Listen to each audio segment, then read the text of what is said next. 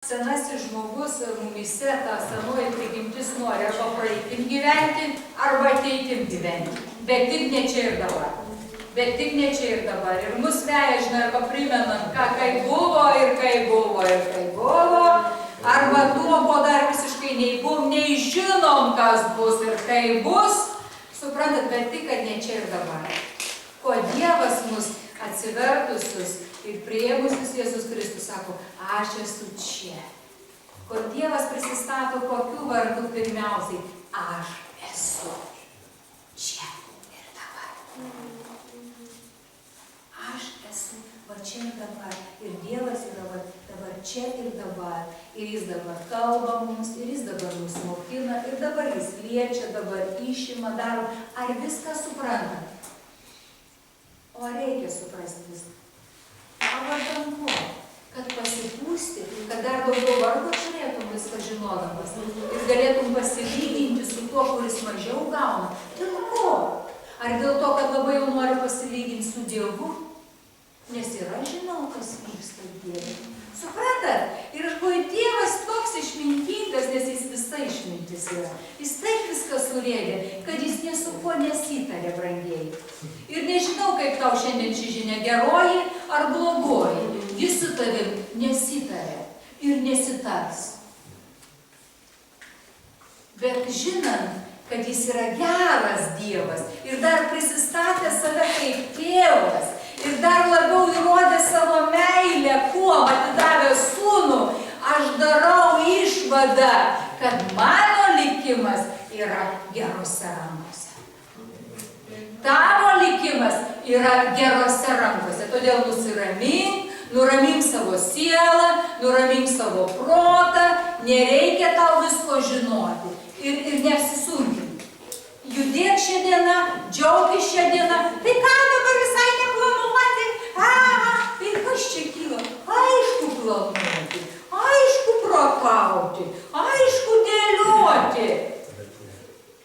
Bet ne taip, kad tas rūpestis, tas susirūpinimas užgožia ir tu jau pametęs, kas čia vyksta, tu jau tik tai ten, tu jau visas esi ten, pusę metų į priekį, arba jau visas gyveni, kas bus už metų.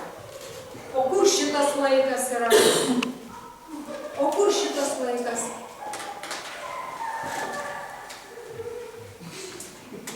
Jo, arba lauką tegu eina, arba tegu viršui paukština.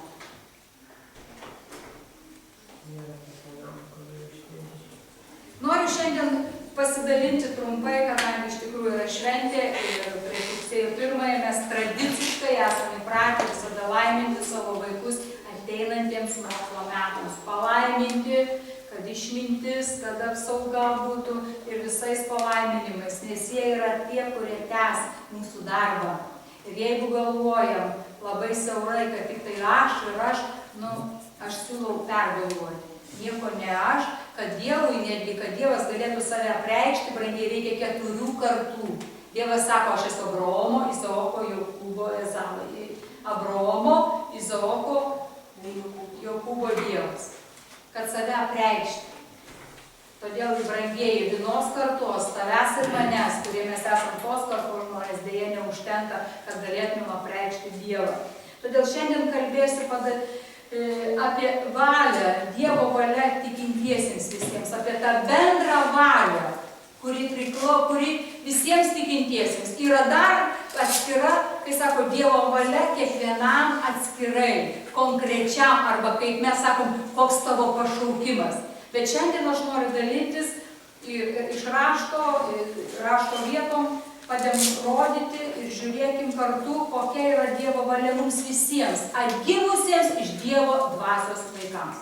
Dievo valia yra gera mums. Amen. Kokia yra Dievo valia tikinčiam žmogui, kuris atsivertė, kuris buvo mirtyje, kuris buvo pražuvęs, kuris gyveno pagal protėvių paveldėtą elgseną, kuris plėšė, vogė ir gyveno pagal kažkokius įstatymus, tai dar gerai, jeigu pagal kažkokius, o greičiausiai pagal jokius įstatymus, pagal laisvus įstatymus, o kadangi protas sugedęs, tai atgimusiems iš Dievo dvasios, jeigu mes tada panašėjom į ką? Į ką panašėjom? Aš galvoju, galėtumėm pasakyti, į ką mes praeityje, kai buvom negimę, panašėjome. Tai dabar atgimusiems iš Dievo dvasios sako, panašėkite į ką? Į savo šeimininką. Jeigu tada, kol buvom neatgimę, mes panašėjom į ką? Į šeimininką savo, kuris mus valdė. Koks buvo šeimininkas? Piktasis. Tai atgimusiems iš Dievo dvasios dabar Dievas sako, panašėkite į ką? Į savo šeimininką. Kas mūsų šeimininkas? Mūsų Jėzus Kristus, kuris atidavė save. Panašėkite į jį, sako, kad jo atvaizdas, raštas sako, jumyse išryškėtų. Jo atvaizdas, Kristaus atvaizdas. Ką reiškia tai? O reiškia viską.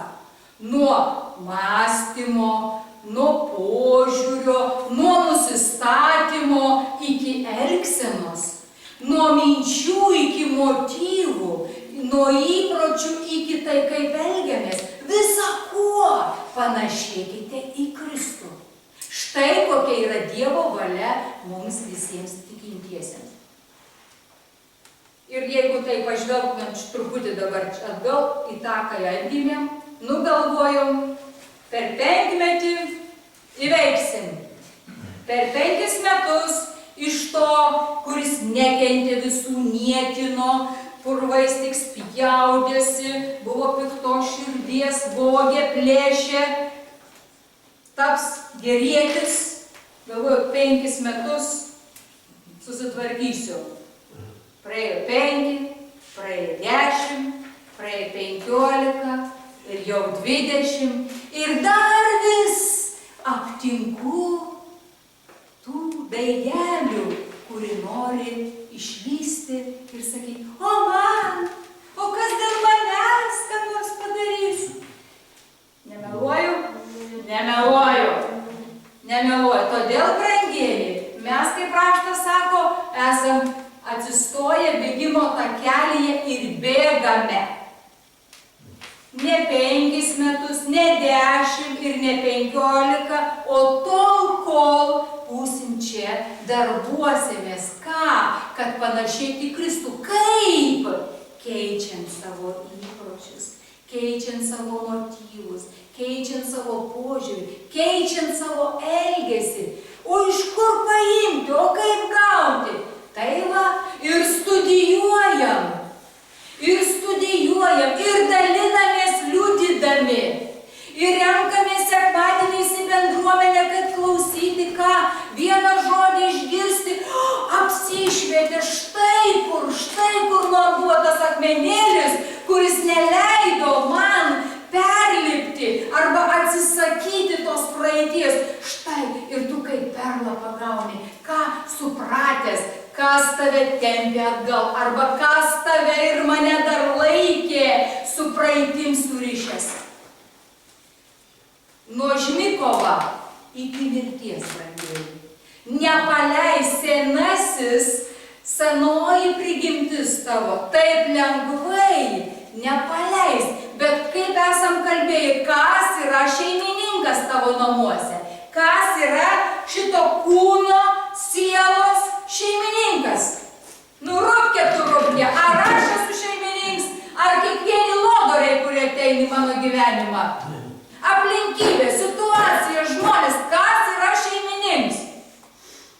Tegu būna jums klausimas. Kas yra šeimininkas tavo gyvenimo?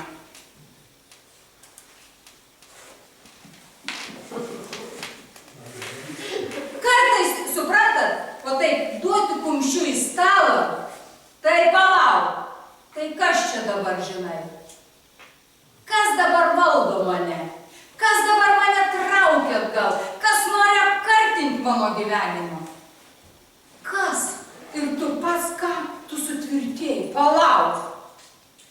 Jeigu žodis sako ir Dievo žodis sako, kad jūs buvot nukirsti, jūs buvot perkelti, tai ar aš perkeltas ar neperkeltas iš mirties į gyvenimą? Tai pagaliau aš buvau perkeltas ar neperkeltas? Juridiškai, pagal raštą, taip. O turim padaryti kiekvienas. Ir užimti tą poziciją, aš esu perkeltas iš mirties į gyvenimą. Dievas man dovanojo gyvenimą ir aš stoviu ant to gyvenimo. Ir nieks nepaims. Nei senai, ar nevyksta drama ir dar kokia vyksta. Ar visada pavyksta pasielgti taip, kaip norėčiau, kaip Paulius apaštalas sako. Norėti gerą trokštų, bet ar visada pavyks? Nepavyksta, bet ką Dievo žmogus sako, stosiuosi ir vėl eisiu. Vėl stosiuosi, Dievo jėga ir vėl eisiu. Į ką? Į pasikeitimus. Į kokius? Gyvenimo, džiaugsmo, meilės, laimės, laisvės. Laisvas žmogus, kuris nepriklausomas nuo praeities, nuo įpročių, nuo nuodėmės.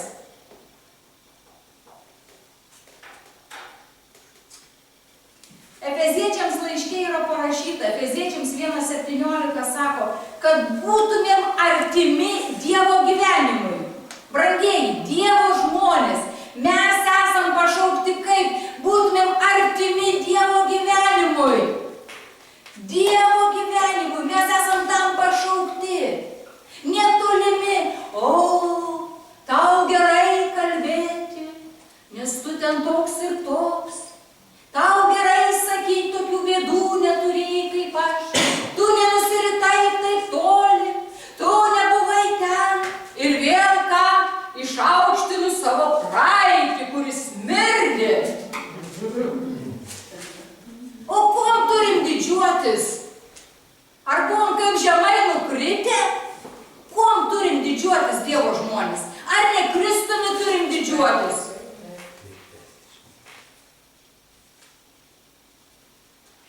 Efeziečiams sako laiške, pacituosiu, tuoj pat, kad čia nebūtų.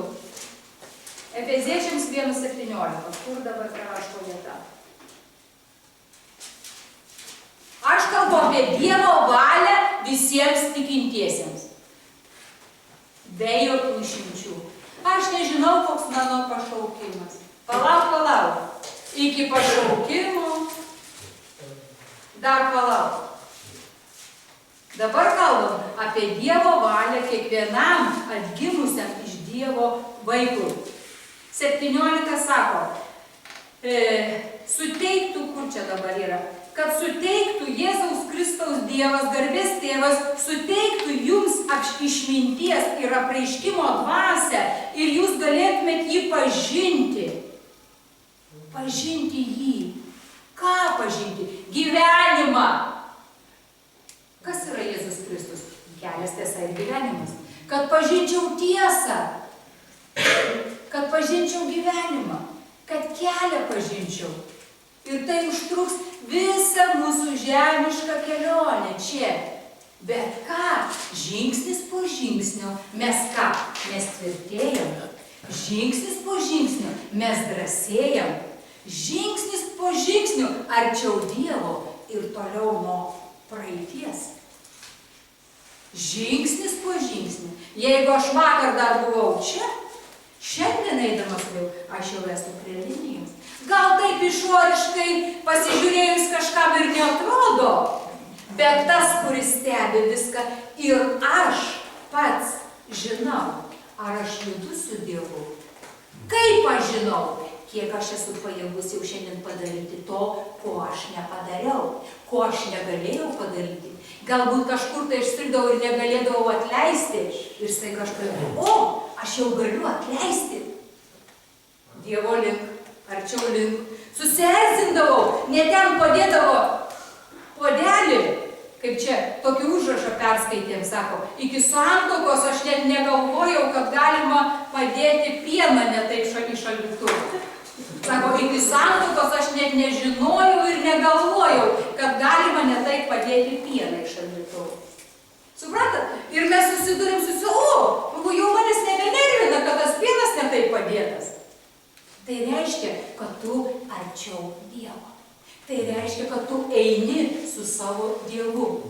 Tai reiškia, žingsnis po žingsnio tu link amžinybės eini. Ištikimai, nuolankiai, vykdai. Ką reiškia vykdai? pažiūrėkit dabar vėl pavyzdys. Juk viskas yra surėdyta žemė ir dangui, kaip dangui, taip žemė. Gimsta vaikai, kūdikiai, viskom rūpinamasi ir viskom. Pradeda prakusti, ką daro tėvai. Pradeda vaikščioti, galima, negalima. Imsi, neimsi. Yra ką mokinami ir drausminami. Ir jeigu vaikai nėra drausminami, mes visi jau sakom, o Dieve gelbėk. Nes drausmė yra privaloma visiems. Dievo vaikams taip pat drausmė yra privaloma. Kokia drausmė? Neįsi ten, nedarysi. Aš pasakiau, 7 dieną būsi bažnyčioj. Kam reikia bažnyčioj būti, aš geriau? Nieko, ateis laikas, suprasi. Ar ne tai buvo? Juk mes neuždavinėjimą atgimę darėm, nes seniai dvasiai pasakė, tai bus gerai sako tavo sielai. Dievo žodis sako. Ir mes darėm, mes nuoširdžiai iš širdies vykdėm. Šlovinti, tai šlovinti, aukoti, tai aukoti. Ir visa tas, kas parašyta, nuoširdžiai vykdėm. Ir staiga vieną dieną pradėjo ateiti supratimas, dėl ko aš tai darau. Po truputį pradeda vis daugiau ir daugiau ateiti supratimas. O kodėl man reikia šlovinti? O kodėl aš turiu aukoti? O kodėl man į tą bažnyčią reikia eiti? Aš galiu ir neiti į tą bažnyčią. Bet ką mes iki laiko, tu nuoširdžiai, nuolaikiai vykdėjai, kas yra pasakyta. Jeigu vaikas ir žmogus nuolaikiai ir nuoširdžiai nevykdo iki laiko, nevykdo, nes yra laikas. Žiūrėkit Galatams laiške, sako, kol vaikas yra nepilnametis, jam yra auklėtojai. Ir yra ta riba, yra tas laikas Dievuje, kol žmogus yra tas nepilnametis, kol jis davestas bus iki to sąmoningumo. Ir mes nuoširdžiai, nuolankiai vykdom. Bet kažkas tai užsiožiuoja. Nedarysiu, kaip sako, neveikysiu, kaip sako, nevalgysiu to, kas padėta, nenoriu, pradeda spardyti, pradeda niekinti. Ką daro tėvai tokiu atveju su tokiu vaiku? Rimti būt pokalbiai. Būna visokių reikalų ir tokių nemalonių reikalų. Jeigu mes mylim savo vaikus, nes jeigu vaikai nėra drausminami, brangieji, vieną dieną, tas pats yra dvasioje. Tas pats yra dvasioje. Jeigu žmogus nepaklūsta Dievo nuostatoms, nepaklūsta Dievo sprendimams, yra irgi, kada Dievas drausmina. Bet vieną dieną, kaip sako, ką sėja žmogus, tą pjauna. Ką žmogus sėja, tą ir pjauna. Štai kodėl tie galbūt norėtųsi daugiau Dievo vaikų matyti išlavintų, ištikimų, drąsių, pasišventusių, kurie supranta, ką daro ir kodėl nedaro. Arba, kaip raštas sako, sąmoningos būtybės, ne iš prievartos, bet iš meilės. Pirmiausiai Kristui, o paskui ir visą, ką jis daro, visai kūrinijai. Bet yra ir ta dalis, kad Dievo vaikų yra tame tarpe, kurie užsivažiuoja, užsispiria ir aš pats mokinsiuos, aš pats. Nu kažkaip tai daro. Bet ar tai yra Dievo valia, apie ką raštas sako, dėja. Ištikimybė, pasišventimas, meilė, tiesai. Žiūrėkit vėl, dabar, kada mes nuolankiai einam su savo Dievu, darydami, gal iki laiko ir nelabai suprasdami, bet pasitikėdami Dievu, skaitydami rašte, arba, kaip sakom, vyresniųjų, kalbinami, mokinami ir drąsinami, mes paklūstam, kas išsiugdo mumise? Nuolankumas. Pažiūrėkit, kokios savybės. Ištikimybė. Meilė namams. Meilė aplinkai, kurioje mes einam. Pažiūrėkit, kas pradeda ugdytis žmogaus širdį arba tos savybės, kurių galbūt tu neturėjai, o jeigu turėjai, tai Dieve, kaip sako, geriau neprisimink, ką turėjau. Kas išsiugdo? Ir nebelieka tų klausimų tiek daug. O kodėl ne Onutė daro? O kodėl Jonas nedaro?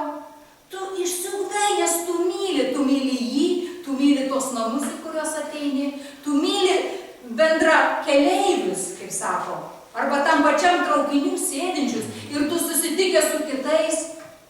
Kas išsiugdo per tai? Pažiūrėkit, kokios savybės išsiugdo.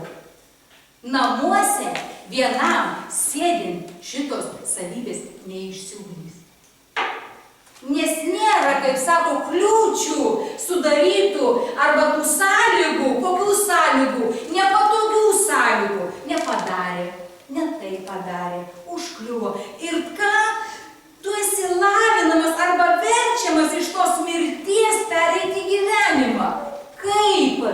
Pasikeisdamas, atsinaujindamas, šaukdamasis Dievo. Niekaip kitaip. Ir vėl aš grįžtu prie to pačio, brangieji, pavieniui toli nenueisim. O apie pašaukimą, kur kalbėsiu antrą dalį, kitą sekmadienį, net svajo, kaip savo ausis be veidrodžio matys. Suprantat? Tu nėra, kaip sako, to pagrindo. Žiūrėkit, jeigu žmogaus stuburas yra silpnas, ką jis gali daug padaryti? Juk viskas kybo man ant stuburo. Ir kada stuburas pradeda silpti, kada jis pradeda jau lygo, viskas, aš pradedu kuprintis. Kodėl Dievas nepradėjo kažkaip tai Biblijoje neužrašyti, kad pirmiausiai mano pašaukimas, asmeninis kiekvienam. Tu būsi pranašas, tu būsi pamokslininkas, tu būsi evangelistas, tu išgydysi. Ne, palaukit vaikai, ne ant to viskas laikosi. Pirmiausiai viskas laikosi ant to, kad jūs turite tapti panašus į mane, į Kristų. Ką reiškia? Charakteris toks pat. Charakteris. Koks Kristaus charakteris? Kada reikia pasakyti, galbūt ir tonų pakeltų, bet su meile. Kai kada žinai apglėbti, apkabinti ir nieko nesakyti. Koks charakteris? Viską pakelti, nieko neteisti, mylėti. Kaip jį, pasakykit, išsiugdyti vienam? Todėl pirmiausiai, brangieji, yra Dievo valia panašėti į Kristų. Ir jeigu šitų savybių arba šitos dalies mūsų gyvenime nėra, apie antrą dalį net nesvajokime. Dėl ko? Dievui gaila tau duoti pranašo dovaną, gaila tau duoti ten išgydymo dovanas. Ne, stuburo nėra. Ant ko viską palaikysis, ant ko? Ant ko laikysis ta pranašo dovana, kada ateis ir tau, paskaitykit pranašus, paskaitykit Jeremiją, paskaitykit Izaiją, paskaitykit Senajame testamente pranašus, ar bent iš vieno norėtumėm šitą gyvenimą, kur į mėšlų, į srutų duobę iki čia tave panardintų, dėl to, kad tu atėjai Dievo vardu kalbėti. Ar aš norėčiau tokio gyvenimo? Tai jeigu nėra Kristaus charakterio, apie kokią pranašo dovaną, apie kokią išgydymo dovaną, net kalbos negali būti.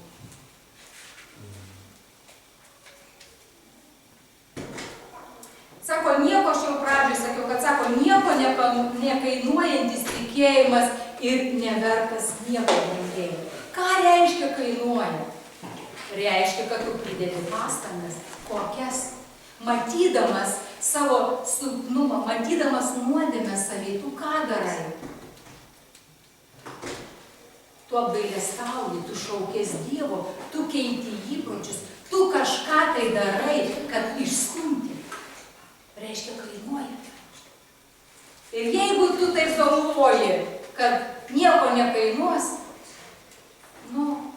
tu tampi kas? Drungnas ir paviršutiniškas. O brangiai, kur yra drungnumas, ten kyla abejonės. Ten mano vietoj, mano viduje, kur yra drungnumas, kokioj srity, ten yra daug abejonių. O kur abejonės, ten toliau. Suprantat? Ir jeigu šiandien mes save pasvertumėm, kur aš esu drungnas, arba kur yra abejonių daug, ten aš esu drungnas. Tai reiškia, kad per menkai pažįstu tą, kuris yra virš visko. Per menkai pažįstu, kurį išpažįstu, kaip savo gyvenimo viešpačiu. Čia tas sakinys vertas yra apgalvojimo ir pamąstymo. mąstymo. Kur drungnumas, ten kyla daug abejonių. Ir mūsų kasdienybėje, mūsų gyvenime.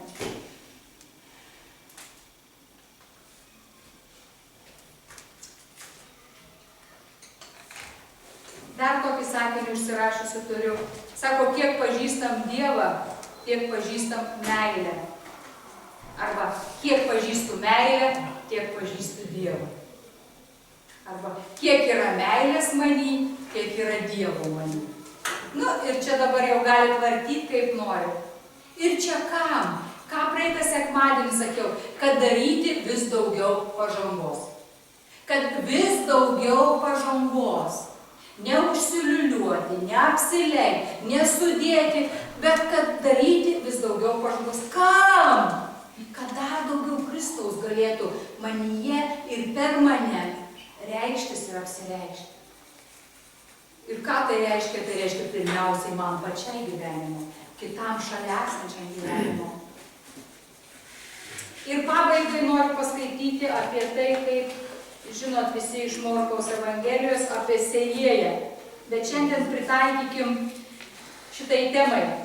Apie Morkaus 4. Pamenat istoriją apie sėjėją, kur viešpats pasakė, kad 4. Morkaus 4, skaitysiu nuo 14. Paklausykit ir bus pabaigai prieš laiminimą. Sėjėjas sako, čia jau išaiškina viešpats. Sėjėjas tai sėjanti žodį. Palei kelią sėjamas žodis, tai žmonės, kuriems vos išgirdus žodį, ateina šėtonas ir išplėšia juose pasėtąjį žodį. Panašiai yra ir su tais, kurie pasėti uolynėje.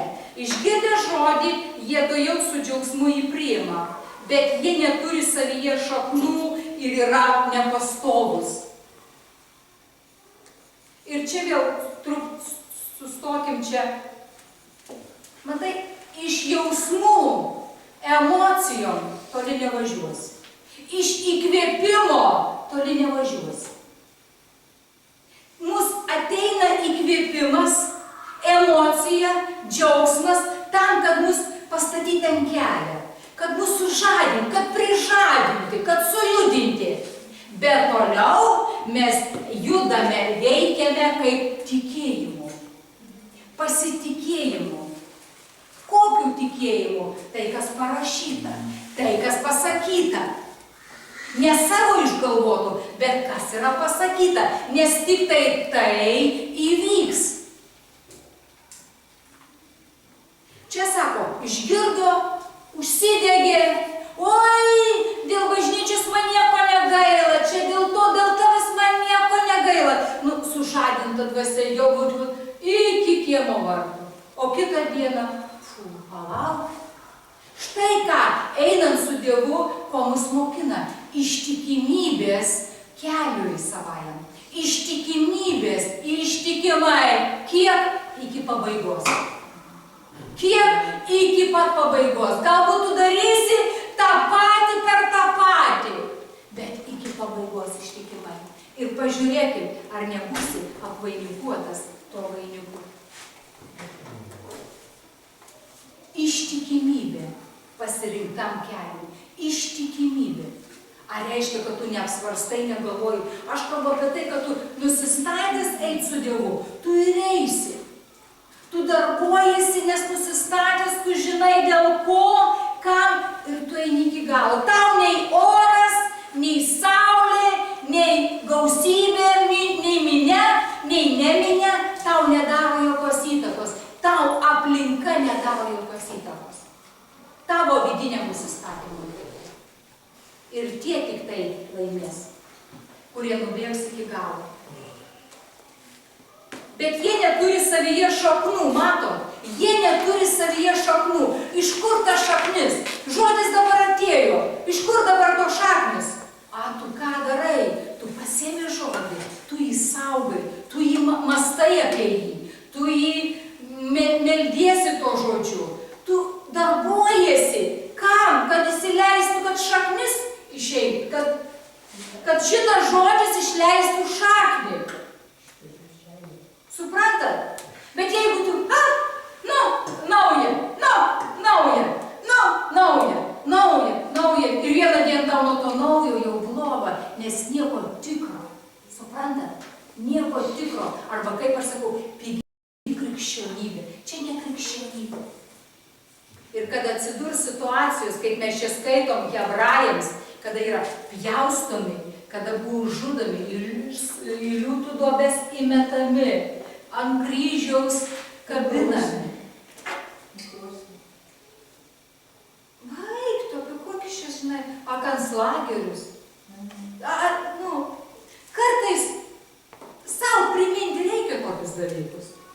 Suprantat? Išglebę krikščionis. Išglebę. Arba darantis tik tiek, kiek yra paranku ir patogu. Tai jau ir buvo, kažkaip ant kelio tą šiukšlę, gal ladna, paimsiu, kažkaip buvo, visai pakeliui. Kada tu matai ten, reikia nueiti iki kampo, tą šiukšlę paimti, žinai, o jeigu da nieks neįvertino, aš paprastą pavyzdį, nieks nemato, ačiū nesakė, kam reik?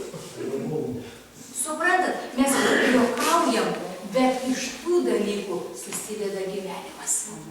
Suprantat, nuo šitų šiukšlikių, nuo tų visokių tokių, tada eini ir prie didelių dalykų, kas tau patikės, rimtą darbą, kad tu tų šiukšlių nesurenki eidams į bažnyčią. Dabar apie bažnyčią pradėti. Kas patikės, jūs pasakykit, kas gali patikėti rimtą darbą, kad aš nežinau, tu ateisi, neteisi. Tau užeis, kad lietus pradės lyti, tu persigalvosi. Bet Dievas, ar gali patikėti? Nepatikės. Ar jam gaila? O jetau. Ar jam žmonių nereikia? O jetau. Aš noriu biškį, ką noriu padaryti, papurtyti, kad to paviršutiniškumo mažiau liktų. Tu tokių, žinai,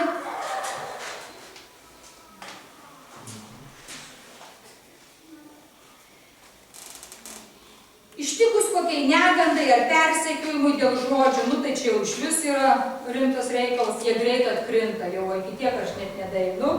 Šiandien ačiū Dievo Lietuvai, kad iš tikrųjų dėl žodžių nesam tiksliau už laisvę, kad nesam persekiojami. Dar kiti yra siejami tarp erškėčių. Jie išgirsta žodį, bet pasaulio rūpesčiai, turto apgaulė ir įvairios sukilusios aistros nusmelkia žodį. Ėjai, nuolankiai vykdai, darei ir staiga vieną dieną, pavargau.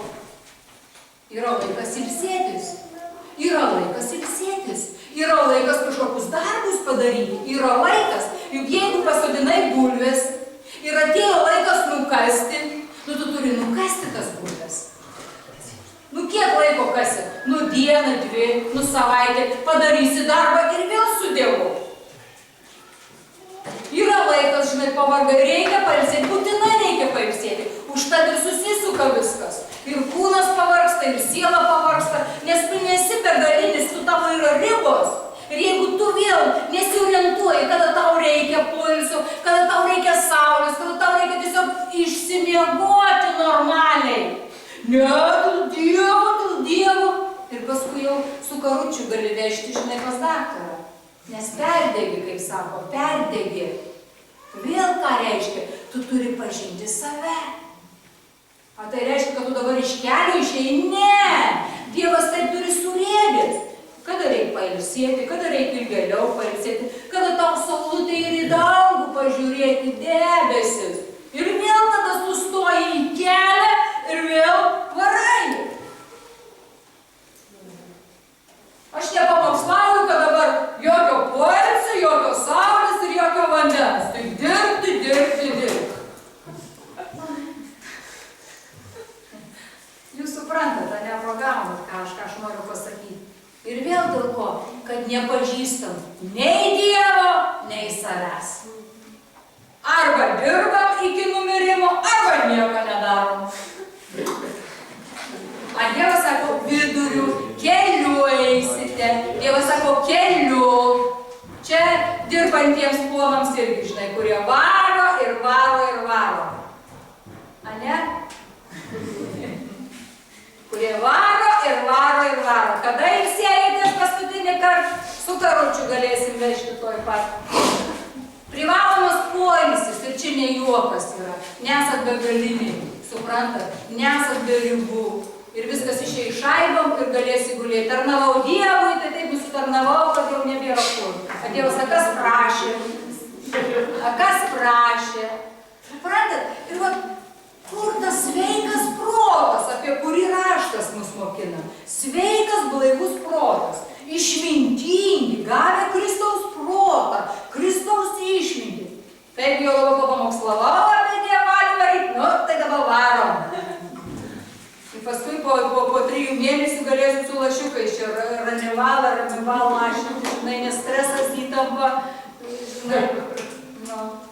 Ne to mokina mus raštas ir ne to šiandien mokinu. Aš galbūt tą kitą kampą tokį noriu parodyti. Dievo valia yra mums, kad mes būtum stiprus, drąsios širdies. Kristaus charakteris mumis yra aiškus, pažįstantis Dievą ir pažįstantis save. Dievas beribis, aš ribota. Deja, jūs taip pat. Dievas beribis, bet tu ribotas. Vadinasi, tau reikia, čia bus antroji dalykai pašaukimą. Kadangi jau įsiterpiau, tu esi ribotas. Ir tau reikia tiek atlikti, kiek reikia. O Dievo valia mums tikintiesiems yra panašėti į Kristų, būti Kristaus atvaizdas žemėje, ištvermė ir kantrybė, kad galėtumėm paveldėti pažadus. Amen.